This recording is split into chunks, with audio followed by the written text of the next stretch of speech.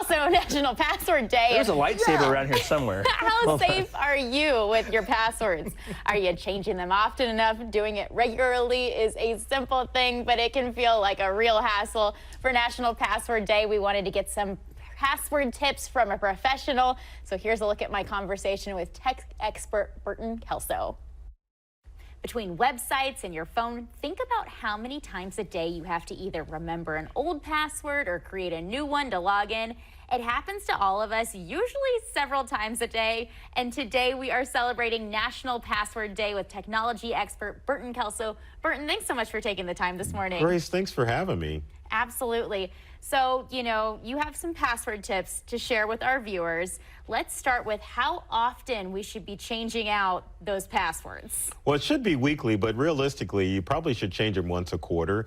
It's a good idea to change passwords because the problem is that your passwords are sometimes leaked in large-scale data breaches, and you may not be aware of it. So if you get in the habit of changing your passwords on a regular basis, then you can stay a step ahead of the bad guys who are trying to get your information. The idea of doing it weekly seems very overwhelming, but quarterly, I mean, that's reasonable, right? That is. It's better than like every 4 years, right? It is. It is. And here's the thing about passwords. A lot of us tend to use the same passwords again and again, which obviously seems like a big no-no.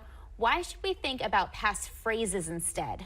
Well, passphrases are basically two unrelated words that create a strong password. The problem is on social media, we share some of our passwords that we use, like our last maiden name or maybe grandma's name or the name of our kids. But when you use a passphrase, you're stepping away from using traditional passwords. And an example of a passphrase would be like stinky chicken or yellow rhinoceros. And you kind of get the idea with that. You're using words that criminals aren't going to be able to guess what your passwords are going to be. Now, here's the problem for me is I feel like there's so many websites nowadays where you have to create a new login, create a new password.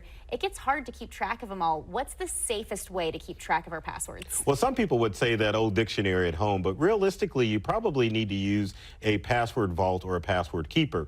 The best password keepers are within your favorite web browser. So it doesn't matter if you use Safari or Chrome, Firefox, or even Microsoft Edge. Those browsers can store all of those different passwords for all of your online accounts. Whenever I create one on Chrome, it always asks me if I want to save it, so that is safe. It's very safe to do it. So do it, Grace, so that way you can keep those passwords. Yeah, absolutely. Okay, now here's one that at home this is going to get you. You say that you should treat your passwords like underwear. Please explain that. Well, you don't share your underwear with everybody, correct? Correct.